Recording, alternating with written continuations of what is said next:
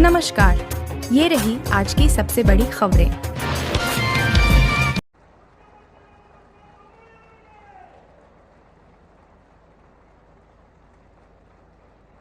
ಈಗ ರಾಷ್ಟ್ರಗೀತೆ.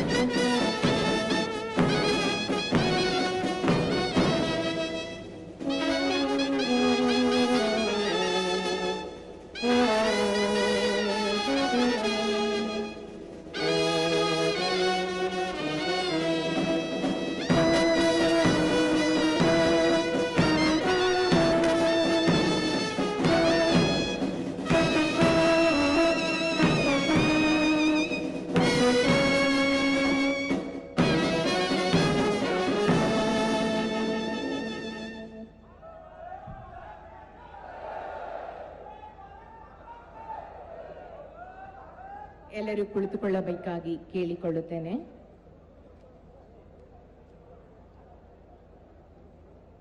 मैं माननीय राष्ट्रपति महोदया से समारोह शुभारंभ करने की अनुमति चाहती हूँ.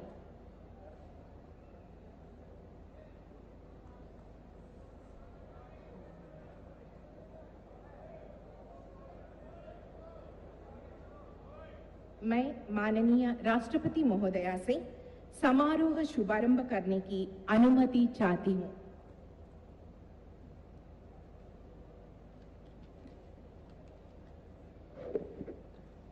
Honorable President of India, Honorable Governor of Karnataka, Honorable Chief Minister, Honorable Union and State Ministers, Worshipful Mayor of Hubballi Dharwad Municipal Corporation, ladies and gentlemen. This is indeed a very momentous occasion for all of us. ಈಗ ನಮ್ಮ ಹುಬ್ಬಳ್ಳಿ ಧಾರವಾಡ ಮಹಾನಗರ ಪಾಲಿಕೆಯ ಪೂಜ್ಯ ಮಹಾಪೌರರಾದ ಮಾನ್ಯ ಶ್ರೀ ಇರೀಶ್ ಅಂಚಟಗೇರಿ ಇವರಿಂದ ಸ್ವಾಗತ ಭಾಷಣ.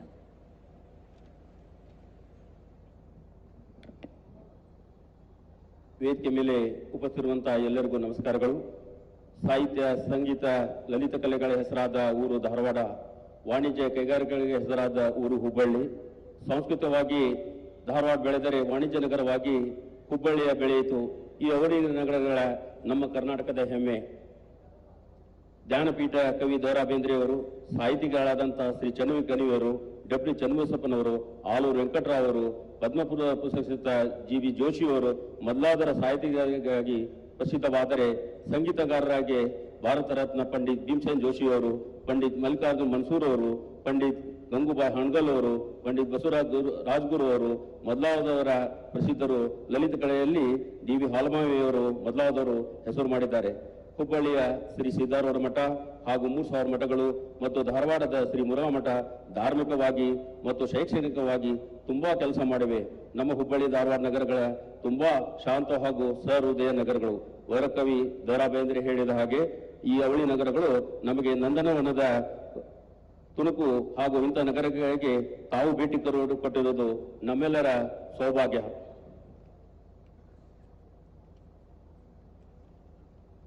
ರಾಜ್ಯಕ್ಕೆ 3 ಮುಖ್ಯಮಂತ್ರಿಗಳಾದ ಸನ್ಮಾನ್ಯ ಶ್ರೀ ಎಸ್.ಆರ್. ಬೊಮ್ಮಾಯಿ ಅವರು, ಶ್ರೀಯುತರಾದ ಜಗದೀಶ್ ಶೆಟ್ಟರ್ ಅವರು ಹಾಗೂ ಈಗಿನ ಜನಪ್ರಿಯ ಮುಖ್ಯಮಂತ್ರಿಯಾದ ಸನ್ಮಾನ್ಯ ಶ್ರೀ ಬಸವರಾಜ್ ಅವರ ಕೊಡುಗೆ ಈ ನಮ್ಮ ಹುಬ್ಬಳ್ಳಿ ಧಾರವಾಡ ಮಹಾನಗರ. ರಾಷ್ಟ್ರ ರಾಜಕಾರಣಕ್ಕೆ ದಿವಂಗತ ಅನಂತ್ ಕುಮಾರ್ ಅವರು ಹಾಗೂ ಈಗಿನ ನೆಚ್ಚಿನ ಪ್ರಧಾನಮಂತ್ರಿಗಳ ಸನ್ಮಾನ್ಯ ನರೇಂದ್ರ ಮೋದಿ ಸರ್ಕಾರದಲ್ಲಿ ಯಶಸ್ವಿ ಕಾರ್ಯನಿರ್ವಹಿಸುತ್ತಿರುವ ಕೇಂದ್ರ ಸಚಿವರಾದ ಶ್ರೀಯುತ ಪ್ರಹ್ಲಾದ್ ಜೋಶಿ ಅವರು ನಮ್ಮ ಮಹಾನಗರದ ವಿಶೇಷವಾದಂತಹ ಕೊಡುಗೆ. ಹುಬ್ಬಳ್ಳಿ ಧಾರವಾಡ ಮಹಾನಗರ ಪಾಲಿಕೆಯಲ್ಲಿ ಮಹಾಪೌರರಾಗಿ ಕಾರ್ಯನಿರ್ವಹಿಸಿದ ಹಿರಿಯರಾದಂತಹ ಎಸ್.ಎಸ್. ಶೆಟ್ಟರ್ ಅವರು, ಶ್ರೀಯುತ ಬಿ.ಎಸ್. ಪಾಟೀಲ್ ಅವರು ಹಾಗೂ ಡಾಕ್ಟರ್ ಪಾಂಡುರಂಗ ಪಾಟೀಲ್ ಅವರು ಸಹ ಅನೇಕ ಮಹನೀಯರು ಇಲ್ಲಿ ಮಹಾಪೌರರಾಗಿ ಕಾರ್ಯನಿರ್ವಹಿಸುತ್ತಾರೆ. ಕಳೆದ 10 ವರ್ಷಗಳಿಂದ ಹುಬ್ಬಳ್ಳಿ ಧಾರವಾಡ ಮಹಾನಗರಕ್ಕೆ ಕೇಂದ್ರ ಸರ್ಕಾರದ ಹಲವಾರು ಯೋಜನೆಗಳನ್ನ ಅವಳಿ ನಗರಕ್ಕೆ ತಂದುಕೊಟ್ಟ ಶ್ರೇಯಸ್ಸು ನಮ್ಮೆಲ್ಲರ ನಾಯಕರಾದಂತಹ ಸನ್ಮಾನ್ಯ ಶ್ರೀ ಪ್ರಹ್ಲಾದ್ ಜೋಶಿ ಅವರಿಗೆ ಸಲ್ಲುತ್ತದೆ. ಈ ಮಹಾನಗರದಲ್ಲಿ ಧಾರವಾಡವನ್ನು ವಿದ್ಯಾಕಾಶಿ ಎಂದು ಕರೆಯಲಾಗುತ್ತದೆ. ಹುಬ್ಬಳ್ಳಿಯ ಸದ್ಗುರು ಸಿದ್ದಾರೂಢರ ಭೂಮಿ ಎಂದು ಪ್ರಸಿದ್ಧವಾಗಿದೆ. ಇಲ್ಲಿ 3000 ಮಠದ ಅನಂತ ಸ್ವಾಮಿಗಳ ಮಹಾಸಂಸ್ಥಾನಗಳಲ್ಲಿ ಈ ಪುಣ್ಯ ಭೂಮಿಯಲ್ಲಿ ತಮ್ಮನ್ನು ಗೌರವಯುತವಾಗಿ ನಾನು ಸನ್ಮಾನಿಸಲು ಆಮಂತ್ರಿಸಿದ ಹಾಗೆ ಆ ಆಮಂತ್ರಣವನ್ನು ಬಂದು ನಮ್ಮ ರಾಷ್ಟ್ರದ ಗೌರವಾನ್ವಿತ ರಾಷ್ಟ್ರಪತಿಗಳಂತ ಶ್ರೀಮತಿ ದ್ರೌಪದಿ ಮುರ್ಮು ಅವರು ನಮ್ಮ ಹುಬ್ಬಳ್ಳಿ ಧಾರವಾಡ ಮಹಾನಗರದ ಅವಳಿ ನಗರದ ಸರ್ವ 12 ಲಕ್ಷ ನಾಗರಿಕರ ಪರವಾಗಿ ಈ ಸುಸಂದರದ ಸಂದರ್ಭದಲ್ಲಿ ನಾನು ಅವರ ಗೌರವವಾಗಿ ಸ್ವಾಗತಿಸುತ್ತೇನೆ. ಇದೇ ಸಂದರ್ಭದಲ್ಲಿ ನಮ್ಮ ಒಂದು ಆಮಂತ್ರಣಕ್ಕೆ ಹೋಗೊಟ್ಟು ಆಗಮಿಸಿದಂತ ಕರ್ನಾಟಕದ ಗಣತಂತ್ರ ರಾಜ್ಯಪಾಲರಂತ ಶ್ರೀಯುತ ತಾವರ್ಚಂದ್ ಗೆಹ್ಲೋಟ್ ಅವರನ್ನು ಸಹ ತಮ್ಮೆಲ್ಲರ ಪರವಾಗಿ ಅವಳಿ ನಗರದ ಜನತೆ ಪರವಾಗಿ ಗೌರವದಿಂದ ಸ್ವಾಗತಿಸುತ್ತೇನೆ. ನಮ್ಮ ರಾಜ್ಯದ ಜನಪ್ರಿಯ ಮುಖ್ಯಮಂತ್ರಿಗಳಾದಂತಹ ಹಾಗೂ ಇದೇ ಭಾಗದವರಾದಂತಹ ಸನ್ಮಾನ್ಯ ಶ್ರೀ ಬಸವರಾಜ ಬೊಮ್ಮಾಯಿ ಸರ್ ಅವರನ್ನು ಗೌರವದಿಂದ ಸ್ವಾಗತಿಸುತ್ತೇನೆ. ಈ ಕಾರ್ಯಕ್ರಮದ ಮೂಲ ಕಾರಣೀಭೂತರು ಈ ಭಾಗದ ಜನಪ್ರಿಯ ಲೋಕಸಭಾ ಸದಸ್ಯರಾದಂತಹ ಕೇಂದ್ರ ಸರ್ಕಾರದ ಜನಪ್ರಿಯ ಕಲ್ಲಿದ್ದಲು ಗಣಿ ಮತ್ತು ಸಂಶೋಧಿತ ವ್ಯವಹಾರಗಳ ಸಚಿವರಾದಂತಹ ಸನ್ಮಾನ್ಯ ಪ್ರಹ್ಲಾದ್ ಜೋಶಿ ಅವರನ್ನು ಸಹ ನಾನು ಗೌರವಪೂರ್ವಕವಾಗಿ ಸ್ವಾಗತಿಸುತ್ತೇನೆ. ನಮ್ಮ ಜಿಲ್ಲೆಯವರಾದಂತಹ ಶ್ರೀಯುತ ಜವಳಿ ಮತ್ತು ಕೈಮಗಳ ಸಚಿವರಾದಂತಹ ಶ್ರೀಯುತ ಶಂಕರ್ ಪಾಟೀಲ್ ಮುನಿಯನ್ಕಪ್ಪ ಅವರನ್ನು ಸಹ ತಮ್ಮೆಲ್ಲರ ಪರವಾಗಿ ಸ್ವಾಗತಿಸುತ್ತೇನೆ. ವೇದಿಕೆ ಮೇಲೆ ಉಪಸ್ಥಿತಿರುವಂತಹ ಮಾಜಿ ಮುಖ್ಯಮಂತ್ರಿಗಳು ನಮ್ಮೆಲ್ಲರ ನಾಯಕರಾದಂತಹ ಸನ್ಮಾನ್ಯ ಶ್ರೀ ಜಗದೀಶ್ ಶೆಟ್ಟರ್ ಅವರನ್ನು ಸಹ ತಮ್ಮೆಲ್ಲರ ಪರವಾಗಿ ಸ್ವಾಗತ ಕೋರುತ್ತೇನೆ. ಈ ಒಂದು ಧಾರವಾಡ ಜಿಲ್ಲಾ ಉಸ್ತುವಾರಿ ಸಚಿವರಾದಂತಹ ಸನ್ಮಾನ್ಯ ಶ್ರೀ ಹಾಲಪ್ಪ ಆಚಾರ್ಯ ಸರ್ ಅವರನ್ನು ತಮ್ಮೆಲ್ಲರ ಪರವಾಗಿ ಸ್ವಾಗತಿಸುತ್ತೇನೆ. ಶಾಸಕರಾದಂತಹ ಶ್ರೀಯುತ ಅರವಿಂದ್ ಬೆಲ್ಲೋದರನ್ನು ಸಹ ಗೌರವಯುತವಾಗಿ ಸ್ವಾಗತಿಸುತ್ತೇನೆ. ಅದೇ ರೀತಿ ಶಾಸಕರಾದಂತಹ ಶ್ರೀಯುತ ಪ್ರಸಾದ್ ಅಬ್ಬೆಯವರನ್ನು ಸಹ ಗೌರವಯುತವಾಗಿ ಸ್ವಾಗತಿಸುತ್ತೇನೆ. ಮತ್ತು ಧಾರವಾಡದ ಶಾಸಕರಾದಂತಹ ಶ್ರೀಯುತ ಅಮೃತ್ ದೇಸಾಯಿ ಅವರನ್ನು ಸಹ ಗೌರವದೊಂದಿಗೆ ತಮ್ಮೆಲ್ಲರ ಪರವಾಗಿ ಸ್ವಾಗತಿಸುತ್ತೇನೆ. ಹಾಗೂ ವೇದಿಕೆ ಮೇಲೆ ಉಪಸ್ಥಿತಂತಹ ನಮ್ಮೆಲ್ಲರ ಆತ್ಮೀಯರಾದಂತಹ ಶ್ರೀಯುತ ಬಸವರಾಜ ಭಟ್ಟೆಯವರನ್ನು ಸಹ ತಮ್ಮೆಲ್ಲರ ಪರವಾಗಿ ಸ್ವಾಗತಿಸುತ್ತೇನೆ. ಶ್ರೀಯುತ SV ಸಂಕನೂರನ್ನು ಸಹ ತಮ್ಮೆಲ್ಲರ ಪರವಾಗಿ ಸ್ವಾಗತಿಸುತ್ತೇನೆ. ಶ್ರೀಯುತ ಸಲೀಂ ಅಹಮದ್ ಅವರು ಸಹ ತಮ್ಮೆಲ್ಲರ ಪರವಾಗಿ ಸ್ವಾಗತವನ್ನು ಕೊಡುತ್ತೇನೆ. ಸನ್ಮಾನ್ಯ ಪ್ರದೀಪ್ ಶೆಟ್ಟರ್ನ್ನು ಸಹ ತಮ್ಮೆಲ್ಲರ ಪರವಾಗಿ ಸ್ವಾಗತ ಮಾಡುತ್ತೇನೆ. ಮತ್ತು ಹುಬ್ಬಳ್ಳಿ ಧಾರವಾಡದ ಎಲ್ಲ ನನ್ನ ಆತ್ಮೀಯ ಮಹಾನಗರ ಪಾಲಿಕೆ ಸದಸ್ಯರು, ಮಾಜಿ ಮಹಾಪೌರರು, ಮಾಜಿ ಉಪಮಹಾಪೌರರು ಹಾಗೂ ಇಲ್ಲಿ ಉಪಸ್ಥಿತಿರುವಂತಹ ನನ್ನೆಲ್ಲ ಪಾಲಿಕೆಯ ಸದಸ್ಯರು, ಅಧಿಕಾರಿಗಳು ಹಾಗೂ ಪೌರ ಕಾರ್ಮಿಕರು ಸಹ ಈ ಒಂದು ಮಹಾಜನತೆಯೇ ಸಹ ಆಗಮಿಸಿದ್ದಕ್ಕಾಗಿ ತಮ್ಮೆಲ್ಲರಿಗೂ ಹೃತ್ಪೂರ್ವಕವಾಗಿ ಸ್ವಾಗತ ಬಯಸ್ತೇನೆ. ಕರ್ನಾಟಕದ 2ನೇ ಮಹಾನಗರ ಆದಂತಹ ಹುಬ್ಬಳ್ಳಿ ಧಾರವಾಡ ವತಿಯಿಂದ ನನ್ನ ಸನ್ಮಾನ್ಯ ಗೌರವಾನ್ವಿತ ರಾಷ್ಟ್ರಪತಿಗಳನ್ನ ಗೌರವಿಸುವುದು ನಮ್ಮೆಲ್ಲರಿಗೂ ತುಂಬಾ ಸಂಭ್ರಮ, ಸಂತೋಷ ತಂದಿದೆ. ಹಾಗೂ ಇಲ್ಲಿ ಉಪಸ್ಥಿತಿರುವಂತಹ ಎಲ್ಲ ಪತ್ರಕರ್ತರಿಗೂ ಸಹ ನಾವು ಹೃತ್ಪೂರ್ವಕವಾಗಿ ಸ್ವಾಗತ ಕೋರುತ್ತಾ ಈ ಒಂದು ಹುಬ್ಬಳ್ಳಿ ಧಾರವಾಡದ ಮಹಾನಗರ ಸಭೆಯ ಹಾದಿಗೆ ಅಂತ ನಿಜವಾಗಿಯೂ ಇಂದಿನ ದಿವಸ ಐತಿಹಾಸಿಕ ದಿನವೆಂದು ಎನ್ನಬಹುದು. ಮತ್ತು ಈ ಅನುಕೂಲ ಒದಗಿಸಿಕೊಟ್ಟಂತ ನಾ ಎಲ್ಲ ಕಾರಣಭೂತದಂತ ಎಲ್ಲರಿಗೂ ಕೃತಜ್ಞತೆ ತಮ್ಮೆಲ್ಲರಿಗೂ ಮತ್ತೊಮ್ಮೆ ಸ್ವಾಗತ, ನನ್ನ ಸ್ವಾಗತ ಭಾಷಣ ಪೂರ್ಣ ವಿರಾಮಪಡಿಸುತ್ತೇನೆ.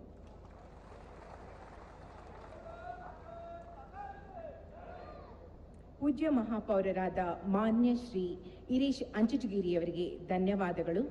ಈಗ ವೇದಿಕೆಯ ಮೇಲಿನ ಗಣ್ಯಮಾನ್ಯರಿಂದ ಗೌರವಾನ್ವಿತ ರಾಷ್ಟ್ರಪತಿಯವರಿಗೆ ಪೌರ ಸನ್ಮಾನ.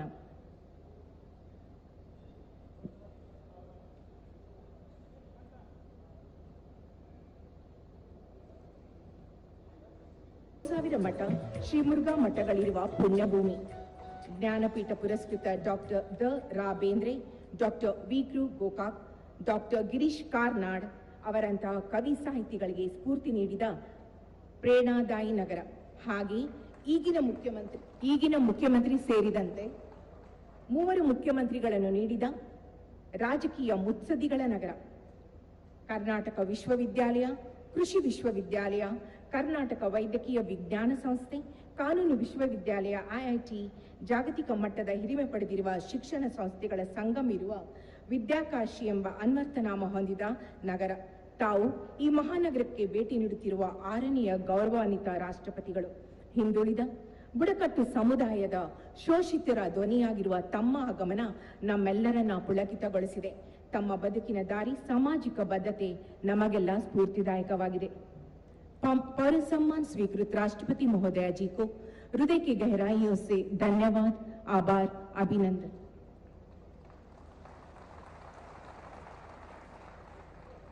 ಈಗ ಕೇಂದ್ರ ಸರ್ಕಾರದ ಸಂಸದೀಯ ವ್ಯವಹಾರ ಕಲ್ಲಿದ್ದಲು ಮತ್ತು ಗಣಿ ಸಚಿವರಾದ ನಮ್ಮ ನಗರದವರೇ ಆದ ಮಾನ್ಯ ಶ್ರೀ ಪ್ರಹ್ಲಾದ್ ಜೋಶಿಯವರು ನಮ್ಮನ್ನೆಲ್ಲ ಉದ್ದೇಶಿಸಿ ಮಾತನಾಡುತ್ತಾರೆ.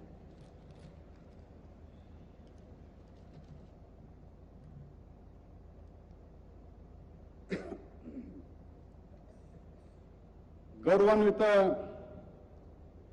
ರಾಷ್ಟ್ರಪತಿಗಳಾದಂಥ ಶ್ರೀಮತಿ ದ್ರೌಪದಿ ಮುರ್ಮು ಅವರೇ, ಗೌರವಾನ್ವಿತ ರಾಜ್ಯಪಾಲರೇ, ಮುಖ್ಯಮಂತ್ರಿಗಳೇ, ವೇದಿಕೆ ಮೇಲಿರುವಂಥ ಎಲ್ಲ ಮಂತ್ರಿಗಳೇ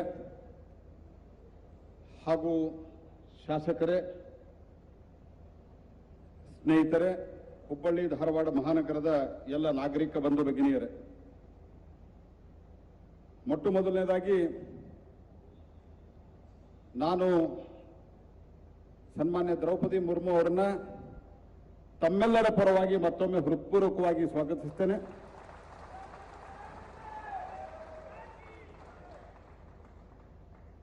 मैडम, बहुत बरसों के बाद राष्ट्रपति महोदया के नाते आप आए हुए, इससे पहले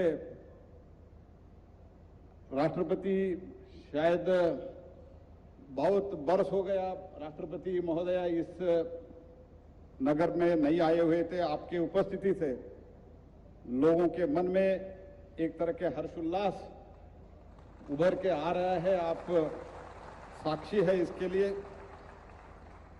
मैं इतना ही कहना चाहता हूं, ये जो हमारा हुब्बಳ್ಳಿ धारवाड़ महानगर है, धारवाड़ जिला है, ये इसका हिस्ट्री 5th सेंचुरी से शुरू होता है. 5th सेंचुरी से लेकर बदामी से, चालुक्य से कल्याण चालुक्य, राष्ट्रकूट, विजयनगर रूलर्स, मैसूर रूलर्स, ऐसे बहुत इधर रूल किए हैं. और in the freedom struggle also this district has given a great contribution. मैं बहुत ज्यादा डिटेल में जाना नहीं चाहता हूं.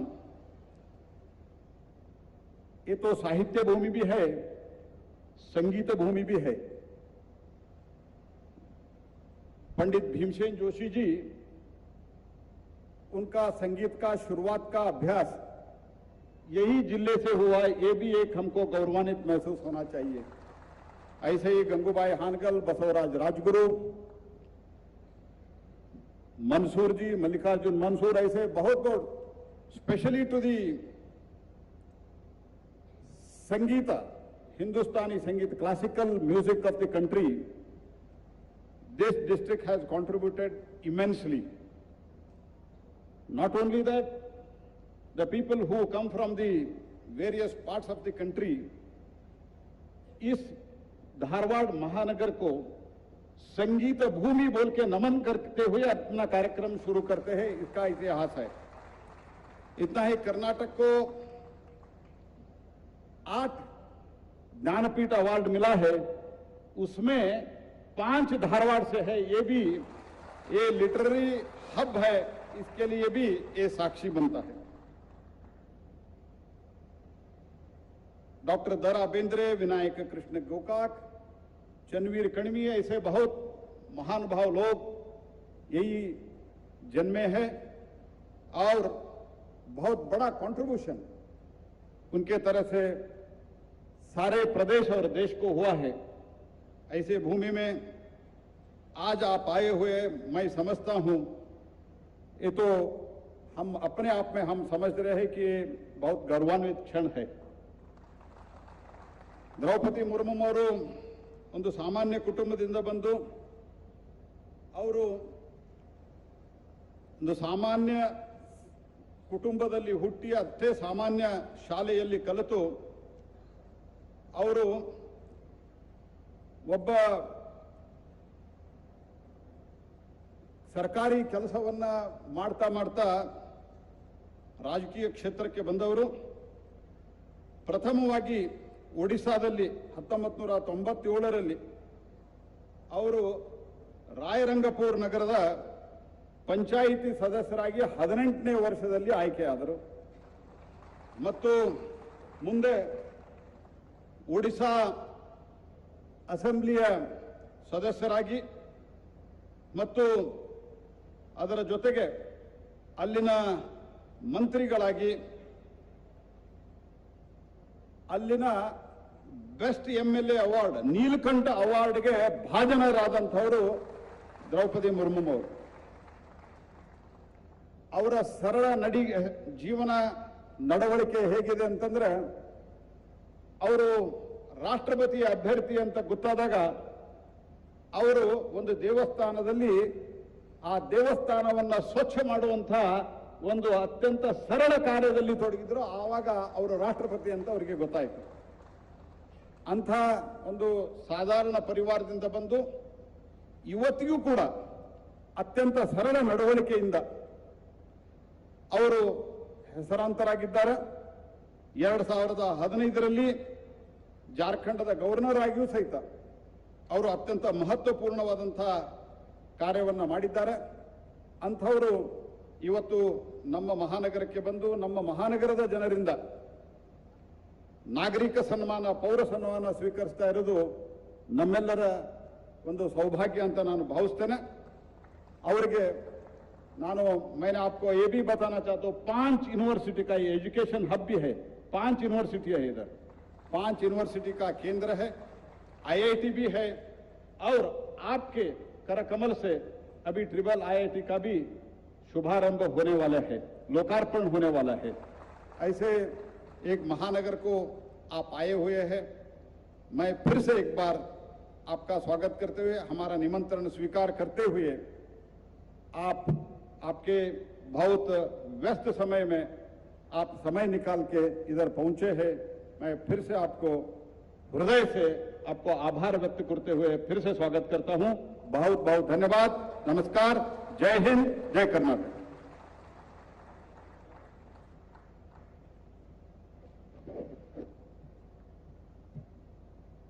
ನಮ್ಮ ಗೌರವಾನ್ವಿತ ರಾಷ್ಟ್ರಪತಿಯವರಾದಂತಹ ಶ್ರೀಮತಿ ದ್ರೌಪದಿ ಮುರ್ಮುರವರ ಸರಳ ಜೀವನ, ಸಾಮಾಜಿಕ ಬದ್ಧತೆಯ ಬಗ್ಗೆ ಮಾತೃಭಾಷೆ ನಮ್ಮ ಭಾಷೆ ಕನ್ನಡದಲ್ಲಿ ಹೇಳಿದ ಹಾಗೂ ಅವರಿಗೂ ಸಹ ನಮ್ಮ ರಾಷ್ಟ್ರ ಭಾಷೆಯಲ್ಲಿ ಹೇಳಿದ ಮಾನ್ಯ ಶ್ರೀ ಪ್ರಹ್ಲಾದ್ ಜೋಶಿಯವರಿಗೆ ಧನ್ಯವಾದಗಳು.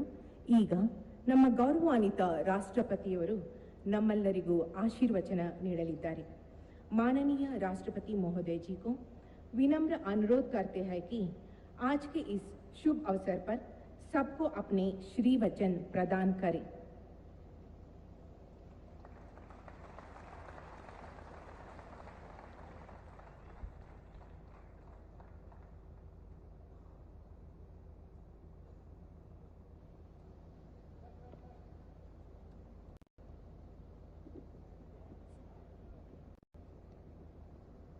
कर्नाटका के राज्यपाल श्री थावर चंद गहलोत जी, कर्नाटका के मुख्यमंत्री बसवराज बोम्मई जी, केंद्रीय संसदीय कार्य, कोयला एवं खान मंत्री श्री प्रहलाद जोशी जी, कर्नाटका सरकार के सभी मंत्रीगण तथा विधायकगण और जनप्रतिनिधिगण, हुबली धारवाड़ नगर के महापालिका के मेयर श्री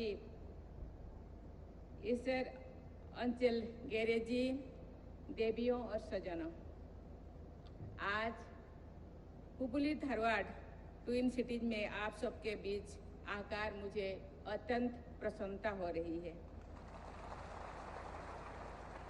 ये दोनों शहर कर्नाटका ही नहीं बल्कि पूरी भारत के गौरवशाली इतिहास का हिस्सा है और भारत के सांस्कृतिक मानचित्र पर इनकी उपस्थिति उल्लेखनीय रही है.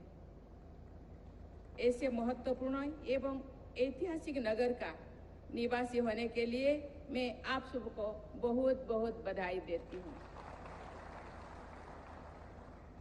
उत्तरी कर्नाटका का ये संपूर्ण क्षेत्र और विशेष रूप से ये दोनों शहर अपनी सांस्कृतिक विरासत, आध्यात्मिक ऊर्जा तथा आधुनिक सोच के लिए जाने जाते हैं.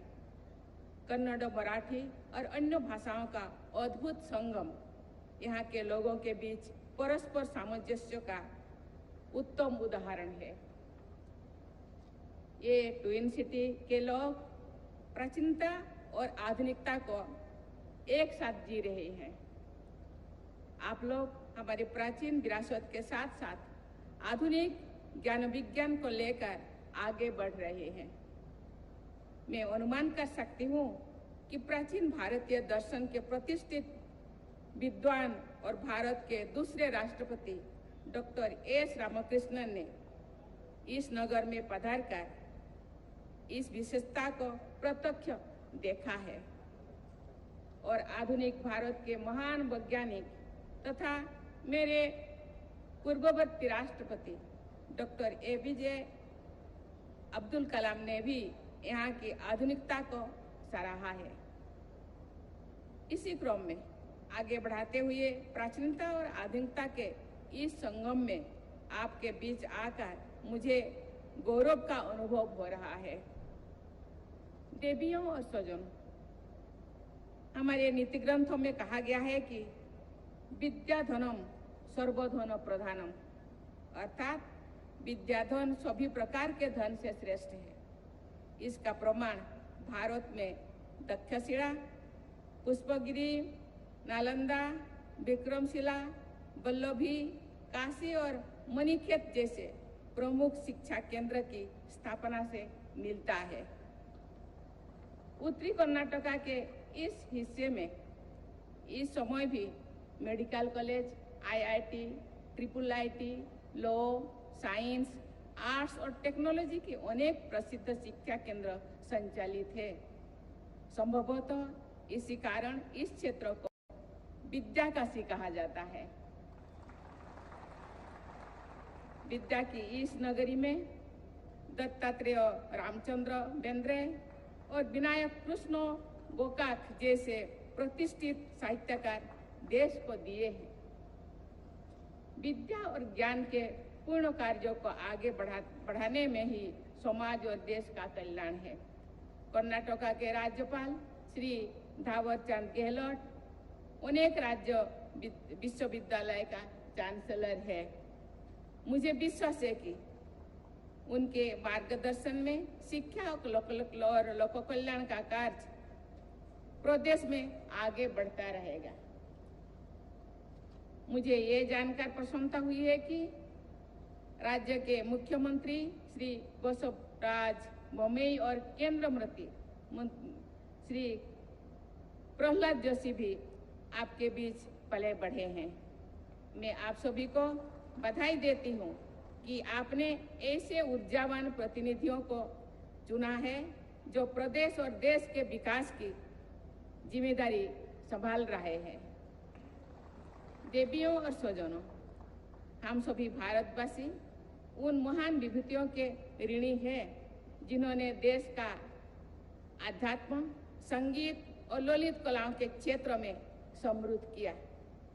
पूरा देश कर्नाटक के संत बसवेश्वर जी की महान शिक्षाओं से और श्री सिद्धारूढ़ महाराज की आध्यात्मिक देने से धन्य हो रहा है। एक गौरव का विषय है कि इस मिट्टी में पले बढ़े अनेक कला मर्मज्ञों ने संगीत के क्षेत्र में प्रतिष्ठा प्राप्त की। भारत रत्न से सम्मानित प्रख्यात संगीतज्ञ पंडित भीमसेन जोशी और विदुषी गंगूबाई हंगोल के साथ साथ पंडित बसवराज राजगुरु ने हिंदुस्तानी संगीत को नए आयाम दिए हैं। देवियों और स्वजनों, पूरा देश इस समय आजादी का अमृत महोत्सव मना रहा है। ये महोत्सव हमारे स्वाधीनता सेनानियों के स्मरण और सम्मान के बिना पूरी नहीं हो सकता। चाहे कित्तूर की रानी चेन्नम्मा हो या निर्गुंडी बाबा साहेब हो या फिर असंख्य अनाम स्वाधीनता सेनानी हो, वे सब अपनी धरती के सम्मान के लिए लड़ने वाले अमर सेनानी थे। मैं उनके त्याग और वीरता को सादर नमन करती हूँ और श्रद्धा सुमन अर्पण करती हूँ। आजादी का अमृत महोत्सव एक आत्मनिर्भर भारत के लिए हमारे संकल्प का समय है। हमारे ये संकल्प होना चाहिए कि वर्ष 2047 में जब ये देश अपनी आज़ादी के शताब्दी मना रहे होगा तो हमारा भारत एक विकसित भारत होगा, एक आत्मनिर्भर भारत होगा। देवियों और स्वजनों, आज इस समारोह में उपस्थित आप सभी लोगों के प्रेम और स्नेह देखकर मैं अति प्रसन्न हूँ। हुबली धारवाड़ महानगर पालिका के माध्यम से ओडिशा के एक साधारण परिवार की बेटी को अभिनंदन करके आप सबने भारत की राष्ट्रपति का ही नहीं अपितु भारत की सभी बेटियों का अभिनंदन किया है।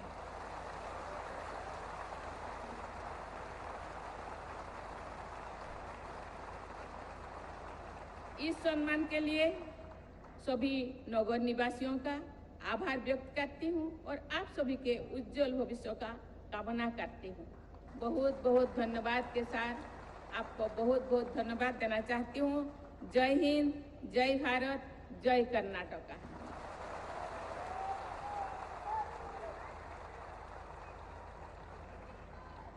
ನಮ್ಮನ್ನೆಲ್ಲ ಉದ್ದೇಶಿಸಿ ಬಹಳ ಸುಂದರವಾಗಿ ಹುಬ್ಬಳ್ಳಿ ನಗರದ ಬಗ್ಗೆ, ಅದರ ಹಿರಿಮೆ ಗರಿಮೆಗಳ ಬಗ್ಗೆ ಮಾತನಾಡಿದ गौरवान्वित राष्ट्रपति महोदया जी के धन्यवादಗಳು।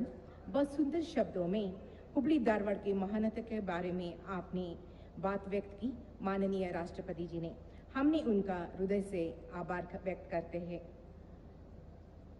अब राष्ट्रगीत।